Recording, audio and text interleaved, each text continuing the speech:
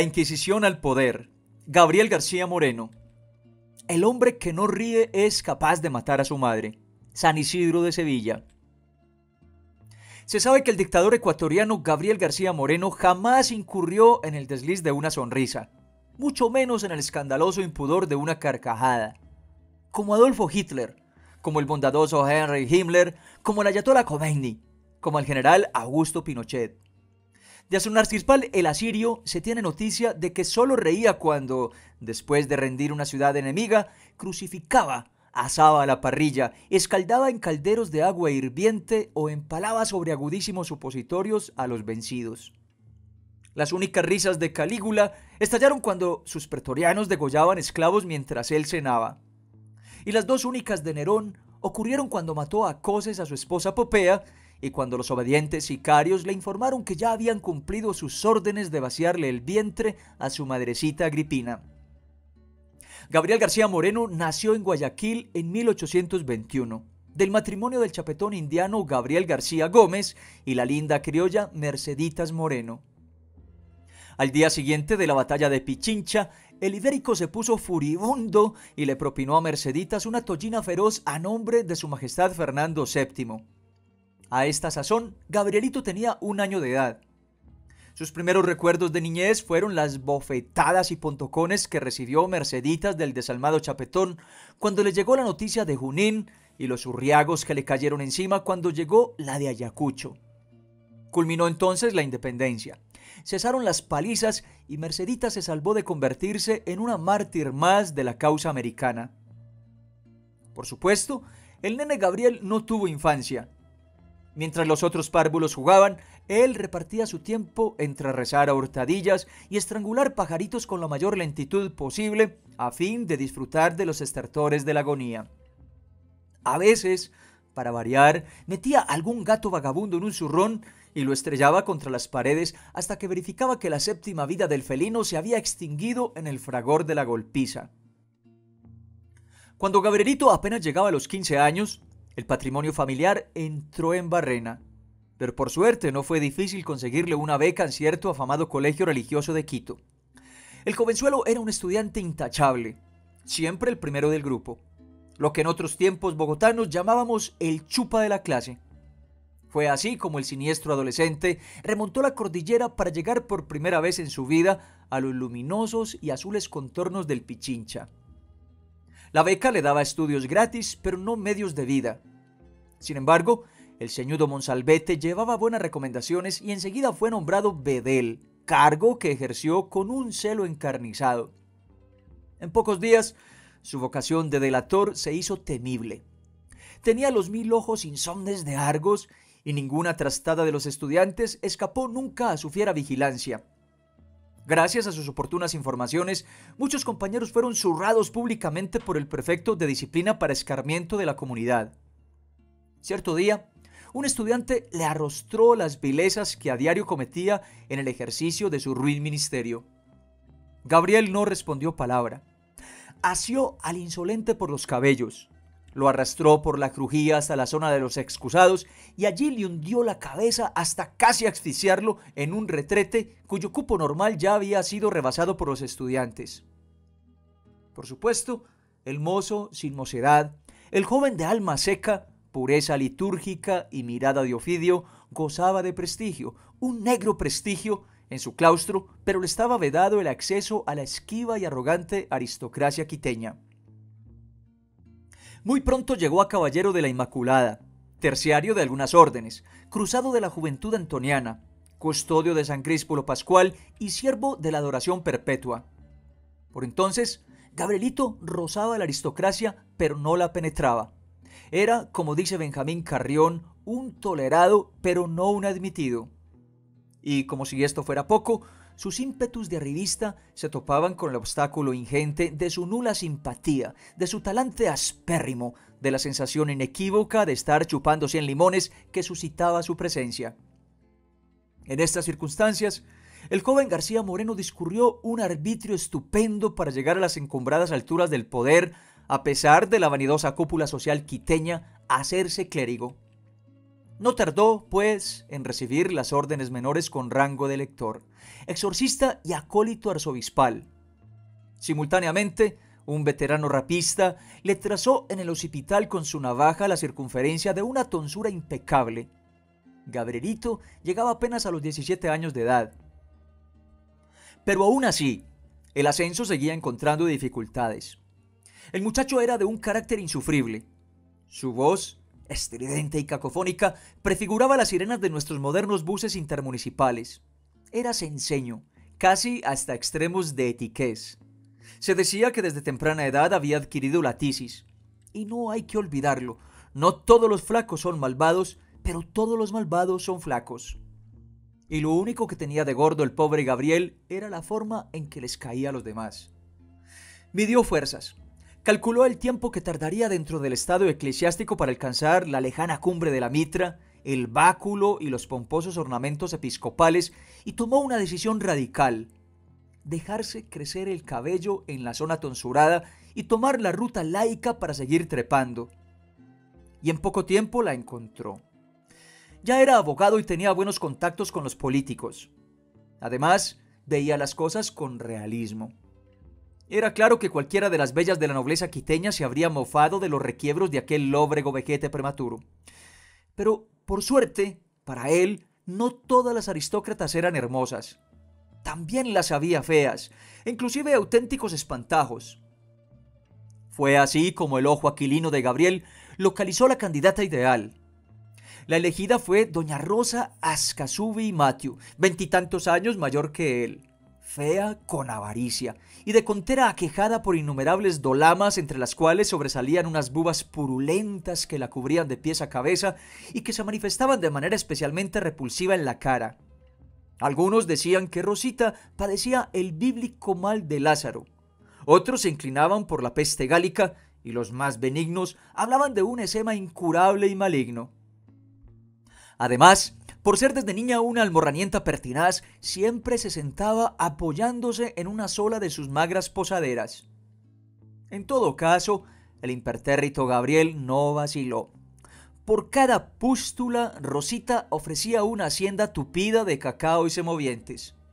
Bien valía la pena el sacrificio. En consecuencia, el valeroso aprendiz de dictador, en ceremonia oficiada por un eminente prelado quiteño, dañó la dormida para arreglar la comida, como dicen bellamente nuestros antioqueños. Él tenía 24 años y ella se acercaba con ímpetu a los 50. El día de la boda, la novia hubo de recurrir a gruesos pegotes y emplastos de ungüentos blancos para disimular llagas y apostemas. García Moreno, una vez asegurado el entronque con la alta sociedad quiteña, trató de permanecer lejos de su nauseabunda señora el mayor tiempo que pudo. Unas veces debido a sus giras políticas y otras por estar confinado o desterrado en pena de sus prevaricatos y fechorías. Sin embargo, tuvo tiempo y redaños para empreñarla. Enseguida, no tardó en aflorar su bárbaro machismo en la forma de un terror ciertamente morboso a que su primer vástago fuera una hembra, hasta el extremo de escribir varias veces a la desventurada Rosita que si nacía una niña era preferible que el señor se la llevara.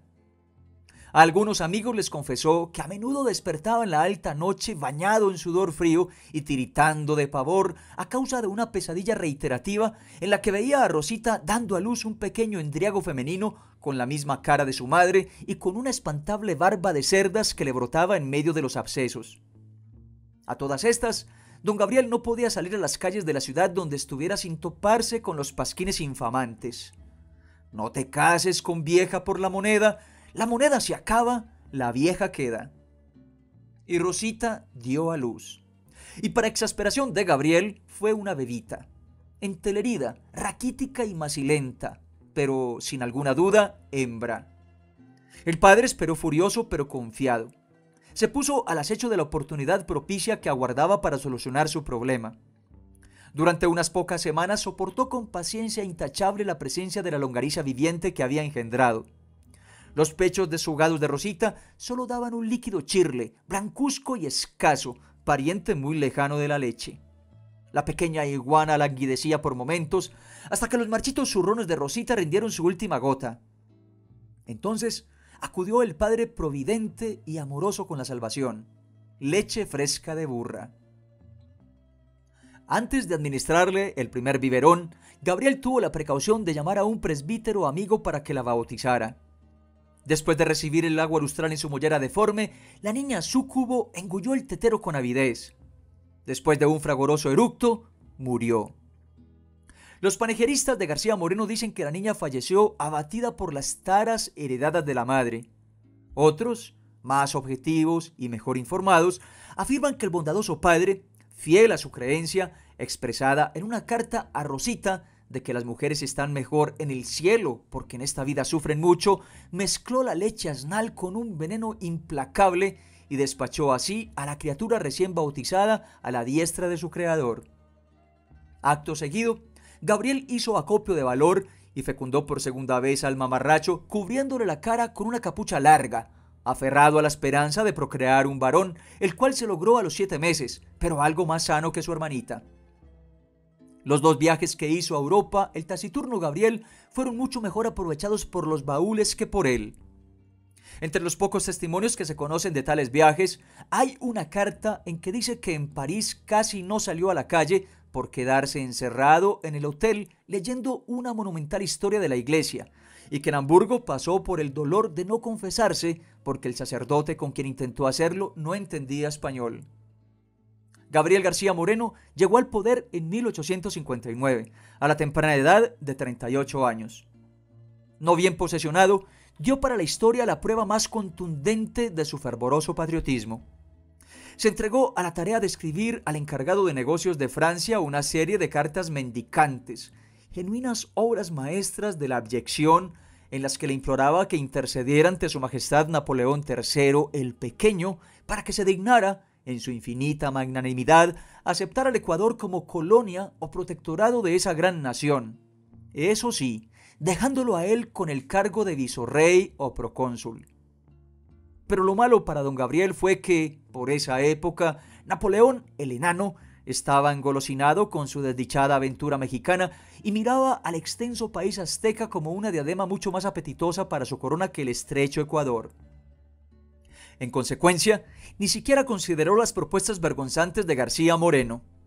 Monsieur Trinité dejó la legación y lo reemplazó un señor Fabré, al cual el dictador siguió importunando con sus deprecaciones ominosas, de las cuales el plenipotenciario daba traslado a París hasta que el emperador, ya fatigado, le pidió a su representante que no le siguiera quitando tiempo con las súplicas de ese mentecato. Pocos años más tarde, en su espléndido castillo de Chapultepec, o bien horas antes de su ejecución en el Cerro de la Campana de Querétaro, el pobre Maximiliano de Austria no pudo imaginar que parte de su disparatado destino había sido el de salvar, de la manera más involuntaria, la independencia del Ecuador. Los pajaritos que el nené Gabriel estrangulaba en cámara lenta en el patio de su casa guayaquileña fueron sustituidos, al llegar el adulto Gabriel al poder, por sus enemigos políticos. Para él, lo más importante no era liquidarlos. Lo esencial era hacerlo de la manera más cruel que le fuera posible.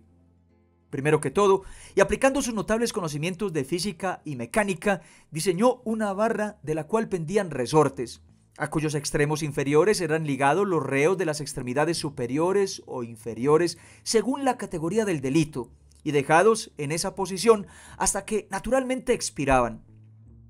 El general Fernando Ayarza, meritorio y ya provecto veterano de la independencia, inició un conato de sublevación contra el déspota. Fue vapuleado hasta la muerte, y el mismo don Gabriel exigió el privilegio de aplicarle los últimos latigazos cuando ya no era más que un pingajo sanguinolento y acesante. Igualmente, a numerosos ciudadanos ilustres civiles, eclesiásticos disidentes del nuevo papado laico y militares dignos y altivos, los hizo fusilar o morir lentamente en la barra de su invención. Hasta tal punto llegó el paroxismo de terror colectivo que suscitó su permanente actitud fusilánime, que un día llegó a la manera más cordial y amistosa a visitar a una distinguida familia quiteña. Estando en la sala, apareció una niñita de 7 años bañada en lágrimas que le gritaba: «Por favor, señor presidente, no vaya a fusilar a mi papito». García Moreno, sonriendo por primera y única vez en su vida con una sonrisa infrahumana de chacal, acarició a la niña en la cabeza y la tranquilizó, diciéndole que el motivo de su visita no era exactamente fusilar a su papá. Entre las aberraciones más truculentas de García Moreno se destacaba una. Siempre que moría una de sus víctimas ante el pelotón o en la barra de los resortes, sus sicarios tenían orden de llamarlo a la hora que fuera. El gran placer del presidente era acudir al lugar del suplicio con una bayoneta en la mano y punzar al osiso hasta asegurarse de que estaba bien muerto. Entre esas víctimas se contó una vez un niño de 11 años, hijo de un alto oficial que había conspirado contra el sátrapa. El infante fue obligado a presenciar la ejecución de su padre. A continuación se le fusiló y luego recibió los pinchazos rituales de don Gabriel. Finalmente, llegó el tiempo en que los abscesos de doña Rosita se multiplicaron. Sobrevinieron otros males, y la enferma se hizo intolerable en la mansión presidencial por la diversidad e intensidad de los hedores que despedía y por sus incesantes aullidos de dolor. El médico le prescribió láudano en dosis moderadas para aliviarla. Una noche, su excelencia concibió la idea redentora. Tapándose las narices, entró en la recámara de su pestilente esposa y le hizo beber el frasco entero. La primera dama partió al punto a hacerle compañía a su hija mayor en el cielo. A la mañana siguiente regresó el médico y sentenció. Con el contenido de esa botella se habrían podido matar sin dificultad 5 yeguas. Una mañana, el viudo inconsolable fue a depositar un ramo de flores de muerto, símbolo de su honda tribulación, en la sepultura de doña Rosita. Y estuvo a punto de caer fulminado por un berrinche de ira cuando, al colocar la ofrenda, leyó, en letras gruesas y toscas de barniz negro, estas palabras ignominiosas escritas en la marmórea lápida: Edía peor en vida. Don Gabriel García Moreno era un sátiro insaciable, pese a su acendrada piedad cristiana. Una avesada buscona quiteña, conocida en la ciudad como la cajonera Dorotea, le procuraba cholitas, vírgenes, indigentes pero hermosas y de corta edad, que entraban al palacio al socaire de la noche y salían al alba, menguadas en la doncellez pero henchidas de la faltriquera. Este tráfico afrentoso, sin embargo, no satisfacía al dictador, que tenía metas más elevadas. Y fue así como una noche llegó el señor presidente a la tertulia que semanalmente celebraba con música, viandas y refrescos la divina Virginia Klinger, señora del connotado aristócrata quiteño Carlos Aguirre y Montúfar. Virginia no tenía flanco vulnerable. Era bella, inteligente, fina, culta y con un atributo complementario que a todos fascinaba. Se aburría a morir con su marido. Aguirre era, a su vez, un cornudo paciente y discreto que portaba sus astas con una elegancia sin par y se mostraba siempre amable y hospitalario con los amantes de su esposa. García Moreno se enamoró perdidamente de Virginia y empezó a asediarla con toda la vulgaridad y la torpeza que lo caracterizaban. Por supuesto, la bella, pese a la egregia investidura de su pretendiente, lo desdeñó como a cualquier patán. Frenético de celos, el primer magistrado de la nación la sorprendió una noche a solas y le hincó su daga en una de las turgencias pectorales que tanto había apetecido en vano. En el acto se percató de la barbaridad que había cometido y llamó a un médico de su confianza, el cual, por suerte, salvó la vida a la linda coqueta. El galeno atribuyó la salvación de Virginia no solo a su pericia, sino al hecho afortunado de que en el momento de herir a su amada, el dictador temblaba como un poseso, gracias a lo cual la daga no penetró muy profundamente, aunque sí dejó una malaventurada chaguala que estropeó para siempre el soberbio panorama que ofrecía la pechuga de la bella quiteña. Pero ahora veamos quién fue el causante de los celos mortales de don Gabriel y qué consecuencias tuvo este melodrama. Era el año de 1862. En Colombia había triunfado el gran general Tomás Cipriano de Mosquera en su guerra contra el gobierno del doctor Mariano Espina Rodríguez. Mosquera había acreditado un representante ante el gobierno ecuatoriano y otro tanto había hecho el poeta soldado Julio Arboleda, quien por esa época aún oponía una resistencia tenaz a Mosquera. El delegado de la Arboleda era un joven payanés llamado Arcesio Escobar, gallardo, talentoso y simpático, quien ingresó a los salones de Virginia y la flechó en el acto con grave desmedro del primer mandatario. Mientras Escobar dedicaba a Virginia unas impecables versiones de Lord Byron que acababa de concluir, El dictador le enviaba estampitas pías con jaculatorias en verso que él mismo componía y que provocaban risas y los comentarios más ácidos por parte de los amantes. Don Gabriel no pudo más con el ridículo y mandó a arrestar a su rival con quién sabe qué proditorias intenciones. Pero Virginia se enteró a tiempo y sacó a Arcesio disfrazado de mujer a una legación vecina. Vino luego la puñalada. Pero lo que Virginia no imaginaba en esos trágicos momentos era que su amor apasionado por el Garrido Popayanejo iba a provocar una guerra internacional. Perdido de celos, don Gabriel denunció una infame agresión colombiana en la frontera y movilizó sus tropas hacia el norte para vengar el honor nacional ultrajado. Cuando ya iba por Tulcán, Arboleda le salió al encuentro y lo trituró sin mayor esfuerzo. Luego le aceptó una capitulación honrosa a trueque de la promesa caballeresca de situarle una buena cantidad de armas y pertrechos para seguir la guerra contra Mosquera. García Moreno juró sobre los evangelios, pero cuando estuvo a salvo le puso conejo. Poco después, Arboleda cayó asesinado en Berruecos y así se consumó la trampa. Pero don Gabriel seguía alimentando el resentimiento más feroz. Los colombianos le birlaban la hembra y luego lo derrotaban en su propia tierra. Y su única venganza era un conejo. Eso no podía ser. En consecuencia, esta vez urdió el desquite con mayor paciencia y minuciosidad. Al año siguiente, 1863, ya Mosquera estaba consolidado en el poder. Además, era un diabólico masón que había sacado a subasta las propiedades de Dios. Pero García Moreno, por directa inspiración de la divina providencia, había organizado un ejército invencible que cumpliría la doble misión de castigar la impiedad de Mosquera y tomar desquite de la frustración amorosa de su jefe.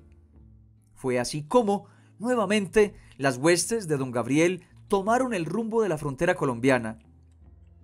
Muy pronto, Pasto sería la capital de una nueva provincia ecuatoriana gracias al genio militar de García Moreno. Pero el destino adverso de don Gabriel quiso que los pastusos siguieran siendo colombianos. El general Mosquera solo había sufrido una derrota en su ya larga carrera castrense y no estaba dispuesto a que un abogadillo gazmoño le propinara la segunda. Sabedor Mosquera de la marcha de García Moreno hacia el norte, avanzó como un rayo hacia el sur. Encontró a su enemigo en Cuasput y allí lo derrotó de la manera más humillante. La segunda balandronada bélica de don Gabriel terminaba así cubierta de oprobio. No obstante, el general Mosquera, en un acto de magnanimidad, ofreció la que sería la segunda capitulación honrosa que aceptaba García Moreno en esa lucha empecinada que, más que contra Colombia, era contra el espectro de Arcesio Escobar. García Moreno aceptó los generosos términos de rendición que le ofreció Mosquera en una carta babosa y servil como pocas podrían conocerse en la historia universal de la infamia. Y pasaron los años. En 1867, Mosquera fue derrotado por los legalistas, radicales. Salió para él el exilio en el Perú. En 1870 regresó a Colombia y, en su viaje hacia Buenaventura, pidió un asilo temporal en Guayaquil. García Moreno le envió una misiva en la que le notificaba que si se atrevía a desembarcar en territorio ecuatoriano, lo sometería a un consejo de guerra sumario, lo cual era un burdo eufemismo para anunciarle que tendría el placer de fusilarlo. No se sabe qué han dicho los apologistas de García Moreno acerca de este episodio que, sin duda alguna, habría suscitado la más enérgica condena por parte de Judas de Queriot.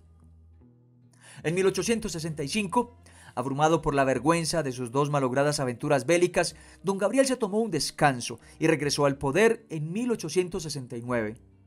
Fue entonces cuando promulgó la nueva constitución en virtud de la cual quien no fuera católico perdía la nacionalidad ecuatoriana y todo aquel a quien se le comprobaran estar en pecado mortal y destituido de la gracia santificante podría ser juzgado y penado como traidor a la patria.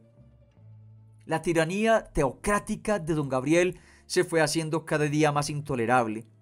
Toda la besanía y el rencor que reprimía desde su fracaso amoroso con Virginia Klinger y las dos malogradas empresas guerreras contra Colombia tomaron la forma de un espantable terrorismo religioso estatal cuya memoria ha perdurado hasta el punto de que aún hoy subsiste un grupúsculo de energúmenos que asedia sin cesar el Vaticano con unas súplicas reiteradas y aburridísimas por la canonización de quien sería el primer San Gabriel áptero de la geografía cristiana.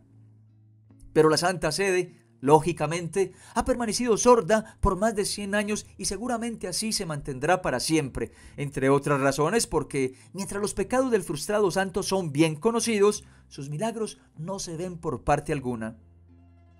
Finalmente, la exasperación colectiva llegó al colmo, y en 1875 un grupo de jóvenes demócratas acordó dar muerte a García Moreno. A los conjurados se unió un colombiano muy extraño llamado Faustino Rayo, que había sido un fámulo servil del déspota, bajo cuya tutela medraba usufructuando pequeñas mamandurrias y prebendas. Rayo pasaba una existencia marginada y gris en cierto arrabal de Quito, agradecido con el tirano, gracias al cual había alcanzado la estabilidad después de haber vivido al estricote en diversas comarcas de Colombia y Ecuador. Pero el afecto de Faustino hacia su protector se trocó en abominación desde el momento en que el Todopoderoso le usurpó su mujer, una cholita atractiva y casquivana. Habiendo fallado en su empeño tenaz de arrebatar a Virginia Klinger de los brazos del colombiano Arcesio Escobar, don Gabriel se resignó, buscando una forma de mezquina venganza, con quitarle su modesta barragana a este inmigrante que estaba tan lejos del linaje y la prestancia del Popayanejo como le estaba la cholita de la linda y sofisticada Virginia. Rayo jamás perdonó al dictador este atropello y se puso con toda la paciencia al acecho de alguna oportunidad propicia para vindicar la ominosa cornamenta que le había caído desde las alturas del Palacio Presidencial. Los conspiradores se habían enterado de la historia de Rayo y decidieron utilizar su encono homicida poniendo en sus manos un machete bien afilado para que aplicara el primer golpe. La misión, además, estuvo bien encomendada, puesto que Faustino había usado largamente ese instrumento como obrero cortador de caña en los latifundios del Gran Cauca. En consecuencia, lo descargaba con tino y precisión admirables. El 6 de agosto de ese año, cuando el lúgubre personaje pasaba a pie, con su andadura de bultúrido, de la catedral hacia Palacio, Rayo le asestó el primer machetazo en el cráneo y se lo hundió como papaya en sazón. Enseguida, los demás lo hicieron trizas. Curioso destino el de este dictador extravagante. Un don Juan colombiano se le interpuso con arrogancia en el camino hacia el gran amor de su vida. Otros dos, ambos bravos guerreros, le infligieron sendas derrotas en el campo de batalla. Y el cuarto y último, indigente y mediocre, fue el encargado de acabar con su vida. Se cumplieron así sus palabras proféticas. Mis enemigos van a tener que matarme pronto, porque de lo contrario los extermino a todos.